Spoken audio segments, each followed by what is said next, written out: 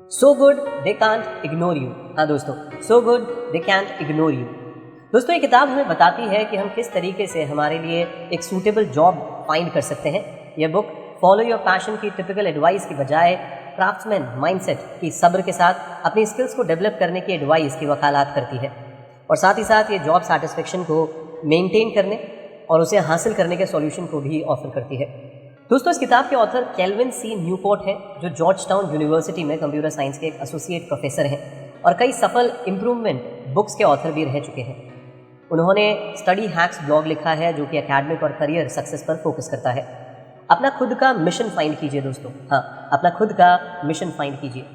शायद कहीं ना कहीं किसी ना किसी ने तो आपको यह बताया ही होगा कि फॉलो योर पैशन, यानी अपने जुनून को फॉलो करना ही सक्सेस और हैप्पीनेस का सीक्रेट है। यही स्लोगन कई अनगिनत फेक सेल्फ गुरुज दोहराते रहते हैं और आपको दिख जाएंगे दोस्तों हर जगह पे।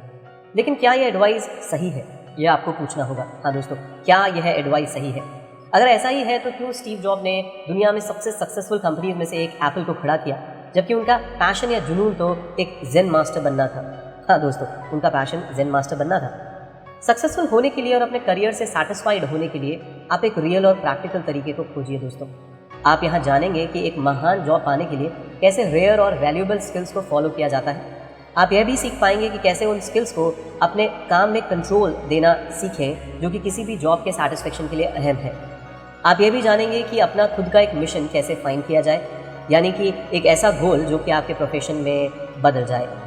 जुनून बहुत कम ही पाया जाता है, और ऐसी जॉब को करना जिसमें आपका पैशन यानी जुनून हो, वह अक्सर नाकामी और दुख की तरफ आपको ले जाता है। हाँ दोस्तों, जुनून बहुत कम ही पाया जाता है, और ऐसी जॉब को करना जिसमें आपका पैशन यानी जुनून हो, यह अक्सर नाकामी और दुख की तरफ आपको ले जा सकता है। आइए दोस्तों, इस पॉइंट को डिटेल में कुछ एग्जाम्पल्स के साथ समझते हैं। लाइफ कोचेज और ऑथर्स के द्वारा सिखाई गई द पैशन हाइपोथेसिस लोगों को इस बात पर जोर दिलाती है कि उन्हें वह काम करना चाहिए जिससे वह प्यार करते हैं।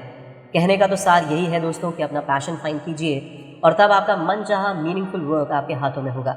लेकिन क्या पैशन को फॉलो करना ही सही रास्ता है दोस्तों? सबसे पहले तो वह पैशन या जुनून जो आपके प्रोफेशन में बदल जाए वो विरले ही मिलता है, यानी ऐसा बहुत रेयर ही पॉसिबल होता है। जब 2002 की स्टडी में यही क्वेश्चन पूछा गया तो 100 में से 84 कैनेडियन यूनिवर्सिटी स्टूडेंट्स ने जवाब दिया कि उनके पास अपना पैशन यानी जुनून है। हालांकि जो ज़्यादातर पैशंस उन्होंने गिनाए, उनका मौजूदा करियर से कोई भी लेना देना नहीं था दोस्तों।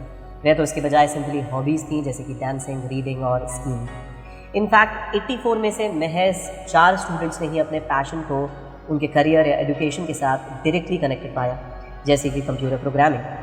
दूसरा यह कि पैशन खतरनाक भी हो सकता है दोस्तों। 1970s में द पैशन हाइपोथेसिस के अस्तित्व में आने से बहुत से लोगों ने अपने पैशन को फॉलो करना शुरू कर दिया है। उन्हें वही काम करना चाहिए जिनसे उनको खुशी मिलती है। तो इस सोच के चलते वे तेज़ी से अपनी जॉब्स को बदलते चले गए, क्योंकि अब सभी तो प्रोफेशनल बियर ड्रिंकर्स या पोएट तो बन नहीं सकते हैं दोस्तों। तो ज़्यादा से ज़्यादा जॉब सीकर्स ने अपनी जॉब से नाखुश होकर उसे छोड़ना शुरू कर दिया। इनफैक्ट हाल ही के कुछ दशकों में जॉब सेटिस्फेक्शन में गिरावट देखी गई है। 2010 में किए गए सर्वे में सिर्फ 45% अमेरिकन्स ही अपनी जॉब से सेटिस्फाई पाए गए, जो कि 1987 के 61% से काफ़ी कम था दोस्तों। इसका मतलब यह हुआ कि अपनी मनचाही जॉब की तलाश में रहने से आप लगातार जॉब हॉपिंग और सेल्फ डाउट के शिकार हो जाते हैं। तो उदाहरण के लिए थॉमस को ही ले लीजिए। थॉमस अपने काम को लेकर खुश नहीं था। एक ज़ेन बुद्धिस्ट बनने की चाह में उसने मॉनेस्ट्री में जाने के अपने पैशन को फॉलो किया।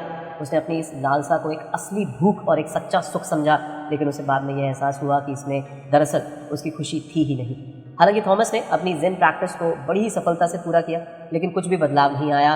वह अब भी परेशान और चिंतित ही रहता है। उसने यह जाना कि अपने पैशन या जुनून के रास्ते पर चलना आपको हैप्पीनेस की गारंटी नहीं देता है दोस्तों। हाँ, वापस बोलूँगा, उसने ये जाना कि अपने पैशन या जुनून के रास्ते पर चलना आपको हैप्पीनेस की गारंटी नहीं देता है दोस्तों।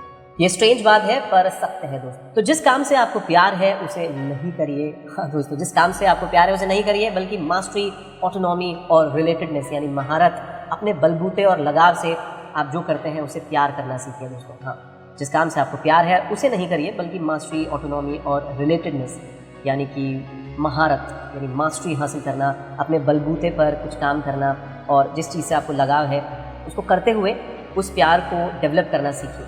आइए इस पॉइंट को डिटेल में कुछ एग्जाम्पल्स के साथ समझते हैं। ऐसा लगता है कि पहले अपने पैशन को तलाश करके और फिर उसके इर्द गिर्द अपने करियर को बिल्ड करना सक्सेस पाने का सही रास्ता नहीं है दोस्तों। लेकिन अगर ये रास्ता सही नहीं है तो फिर कोई कैसे अपने काम से खुश रह सकता है? इसका जवाब शायद एक्सपीरियंस में छुपा हुआ है दोस्तों। एक सर्वे में कॉलेज एडमिनिस्ट्रेटिव असिस्टेंट्स में ये पाया गया कि यही बात वर्कर्स के सैटिस्फैक्शन में एक मुख्य फैक्टर है। हालांकि असिस्टेंट्स का जॉब देखने में बोरिंग सा लगता है दोस्तों अगर किसी असिस्टेंट का जॉब देखेंगे, लेकिन जब उनसे उनके काम के बारे में पूछा गया तो उनके जवाब अलग अलग थे दोस्तों। पहले के हर तीसरे इंसान ने उसकी जॉब को चुना, लेकिन सिर्फ बिल्स पे करने के लिए, बिल्स पे करने के लिए इस जॉब को चुना। दूसरे कम एक्सपीरियंस वाले 1/3 लोगों ने उसे एक बेटर रास्ते या करियर के रूप में चुना, और फाइनल ज़्यादा एक्सपीरियंस वाले 1/3 लोगों ने इसे अपनी लाइफ की कॉलिंग या लाइफ के एक अंदरूनी हिस्से के रूप में, आइडेंटिटी के रूप में चुना। तो जितना ज़्यादा एक्सपीरियंस असिस्टेंट को होता गया उतना ही उन्हें अपनी जॉब सेटिस्फाइंग लगने लगी और वह उसे इंजॉय करने लगे।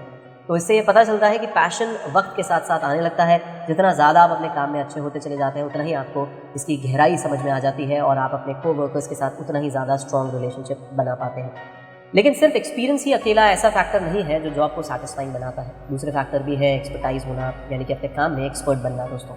जब आप किसी काम में मास्टर हो जाते हैं तो चांसेस है कि आप वो अपना पैशन बना सकते हैं। एक साइंटिफिक थ्योरी है जो कि इसे एक्सप्लेन करती है और वो होती है सेल्फ डिटर्मिनेशन थ्योरी। यह थ्योरी फॉरन मोटिवेशन जगाने के लिए 3 बेसिक फैक्टर्स को आइडेंटिफाई करती है जो कि आपके जॉब के प्रति सेटिस्फेक्शन को बढ़ाती है। ये 3 फैक्टर्स होते हैं ऑटोनॉमी, यानी कि एक ऐसी फीलिंग जिसके चलते आपका अपने दिन पर पूरा कंट्रोल रहता है। दूसरा है कॉम्पिटेंस, जो आपको अपने काम में बेहतर बनाता है। और तीसरा है रिलेटेडनेस, जो एक फीलिंग है जो आपको दूसरों के साथ कनेक्ट करती है। ऑटोनॉमस और कॉम्पिटेंट होने का मतलब है कि आपका अपनी फील्ड में महारत हासिल करना। हाँ दोस्तों, ऐसा करने के लिए आपको पैशन की ज़रूरत नहीं होती है, सिर्फ अपने काम में महारत हासिल करने के लिए मजबूत इच्छा शक्ति चाहिए होती है। क्राफ्ट्समैन माइंडसेट को अपनाइए, हार्ड प्रैक्टिस कीजिए और अपने कंफर्ट जोन से बाहर निकलिए दोस्तों। क्राफ्ट्समैन माइंडसेट को अपनाइए, हार्ड वर्क प्रैक्टिस कीजिए और अपने कंफर्ट जोन से बाहर निकलिए दोस्तों। आइए इस पॉइंट को डिटेल में कुछ एग्जाम्पल के साथ हम समझते हैं। पैशन माइंडसेट पर यह सवाल उठता है दोस्तों, असल में मैं क्या चाहता हूँ? असल में मैं क्या चाहता हूँ मतलब यह है कि जिन लोगों के पास पैशन है, क्या उनके हिसाब से उनकी जॉब उनके लिए सही है? वह अपनी जॉब द्वारा प्रोवाइड की गई वैल्यूज़ पर फोकस करते हैं और अपने काम में जो भी उनको नापसंद होता है उससे भली भांति अवेयर भी होते हैं। पर इसका रिजल्ट क्या होता है दोस्तों? उनकी जॉब सेटिस्फेक्शन और ओवरऑल हैप्पीनेस कम होती चली जाती है। इसके उलट क्राफ्ट्समैन माइंडसेट पूछता है कि मैं अपने जॉब में कौन सी वैल्यू को ऐड कर सकता हूँ। द क्राफ्ट्समैन माइंडसेट इस बात को साबित करता है कि चाहे आप किसी भी फील्ड से क्यों ना हो, सक्सेस हमेशा क्वालिटी के बारे में होती है। जैसा कि कॉमेडियन स्टीव मार्टिन कहते हैं, इतना अच्छा बनिए कि कोई आपको इग्नोर ही नहीं कर पाए। हाँ दोस्तों, इतना अच्छा बनिए कि कोई आपको इग्नोर ही नहीं कर पाए। आप फिलहाल जो भी करते आ रहे हैं उसकी क्वालिटी पर फोकस करिए, बजाय अपनी लाइफ की कॉलिंग को तलाशने। जब आप क्राफ्ट्समैन माइंडसेट को अपनाते हैं तो आप अपने काम की क्वालिटी में इंप्रूव करने के लिए कुछ भी ज़रूरी डिसीजंस लेने में बिल्कुल भी हिचकिचाते नहीं हैं। और आप क्वालिटी को इंप्रूव कैसे कर सकते हैं? तो ऐसा आप डिलिब्रेट प्रैक्टिस के थ्रू कर सकते हैं, जो कि एक ऐसी प्रैक्टिस है जो किसी भी एबिलिटी को बढ़ाती है और जिसके कारण कंस्ट्रक्टिव फीडबैक दिखाई देते हैं। उदाहरण के लिए, एक चेस प्लेयर को एक मास्टर बनने के लिए कम से कम 10,000 घंटों की प्रैक्टिस चाहिए होती है। हालांकि इतना ही काफ़ी नहीं होता है दोस्तों। एक बार जब मास्टर लेवल यानी महारत हासिल हो जाती है तो फिर एक बेस्ट चेस प्लेयर वो नहीं होता है जो ज़्यादा प्रैक्टिस करता है, बल्कि अब उसे ज़्यादा स्मार्ट प्रैक्टिस करने की ज़रूरत होती है। तो इसका क्या मतलब होता है दोस्तों? इसका मतलब यह होता है कि वे अपनी प्रैक्टिस एक रणनीति के तहत करते हैं और उसे सीरियसली स्टडी करते हैं। कहने का मतलब है कि वे डिलिब्रेट प्रैक्टिस करते हैं। चेस प्लेयर के केस में डिलिब्रेट प्रैक्टिस में जस्ट ज़्यादा गेम्स खेलने के बजाय ज़्यादा डिफिकल्ट थ्योरेटिकल चेस प्रॉब्लम्स की स्टडी करना शामिल होता है। तो ऐसा क्यों दोस्तों? खेलना किसी प्लेयर को ज़रूरी रूप से उसके कंफर्ट जोन से बाहर नहीं निकालता है, क्योंकि ओपोनेंट्स यानी विरोधी खिलाड़ी तो रैंडमली चुने जाते हैं, इसलिए उनको रियल में चैलेंज करने की स्किल्स शायद उस प्लेयर में ना आ पाए। वहीं दूसरी तरफ थ्योरेटिकल चेस प्रॉब्लम्स प्लेयर के करंट लेवल को हमेशा निखारती ही है। हालांकि डिलिब्रेट प्रैक्टिस अक्सर ज़बरदस्त थकाने वाली होती है और आपके लिए अनकंफर्टेबल होती है, पर आपको इसे अवॉइड नहीं करना चाहिए, क्योंकि इसे अपनाकर ही आप ट्रू मास्टरी हासिल कर सकते हैं। एक ग्रेट जॉब पाने के लिए रेयर और वैल्यूएबल स्किल से अपना करियर कैपिटल यानी तजुर्बा हासिल कीजिए दोस्तों। हाँ, एक ग्रेट जॉब पाने के लिए रेयर और वैल्यूएबल स्किल से अपना करियर कैपिटल यानी तजुर्बा हासिल कीजिए दोस्तों। आइए इस पॉइंट को डिटेल में कुछ एग्जाम्पल के साथ समझते हैं। क्राफ्ट्समैन माइंडसेट किसी भी करियर में हेल्पफुल हो सकता है, क्योंकि डिलिब्रेट प्रैक्टिस को इनकरेज करके ये हमें खास स्किल्स और मास्टरी दिला सकता है। ये एक बहुत अच्छी बात है, क्योंकि जिन लोगों के पास रेयर स्किल्स यानी दुर्लभ प्रतिभा होती है उनके एक ग्रेट जॉब पाने के चांसेस ज़्यादा होते हैं, और इन्हीं रेयर जॉब्स की बदौलत ही वर्कर्स क्रिएटिव बन सकते हैं और अपने काम और एक्टिविटीज़ पर कंट्रोल कर सकते हैं। तो आप इसे कैसे हासिल करें? एक सप्लाई और डिमांड एम्प्लॉयमेंट मार्केट में अगर आप एक रेयर और वैल्यूएबल जॉब चाहते हैं तो आपके पास भी उसी के लायक रेयर और वैल्यूएबल स्किल्स होनी चाहिए। ऐसी स्किल्स को करियर कैपिटल कहते हैं और यह आपको दूसरे लोगों से अलग खड़ा करती है। इस करियर कैपिटल की इंपॉर्टेंस को देखने के लिए लॉरा के एग्जाम्पल पर गौर कीजिए दोस्तों। लॉरा एक फॉर्मर अकाउंटेंट है जो एक रिस्क उठाकर खुद का योगा स्टूडियो ओपन करती है।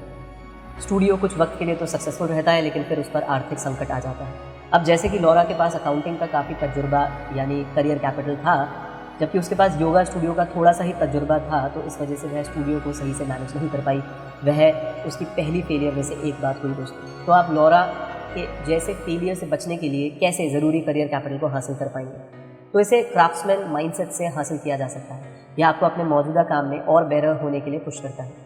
इसका सबसे अच्छा एग्जाम्पल एलेक्स की स्टोरी है, जो कि एक टेलीविजन राइटर था। अपने चुने गए प्रोफेशन में एलेक्स एक खास तरीके के क्रूअल मार्केट से घिरा हुआ था, जिसकी थीम थी विनर टेक्स ऑल, यानी जीतने वाला ही जीता है।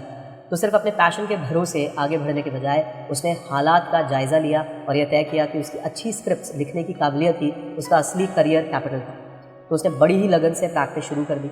वह स्क्रिप्ट्स लिखता और बार बार अपने साथियों को उस पर क्रिटिकल फीडबैक देने के लिए कहता। इस तरीके से प्रैक्टिस करते हुए उसने कंपटीशन में खड़े रहने के लिए खुद ही अपना बेस्ट करियर कैपिटल ढूंढा और उसे हासिल किया। अपने काम में ऑटोनॉमी और पूरा कंट्रोल रखने के लिए करियर कैपिटल यानी तजुर्बे को हासिल करें। हाँ दोस्तों, अपने काम में ऑटोनॉमी और पूरा कंट्रोल रखने के लिए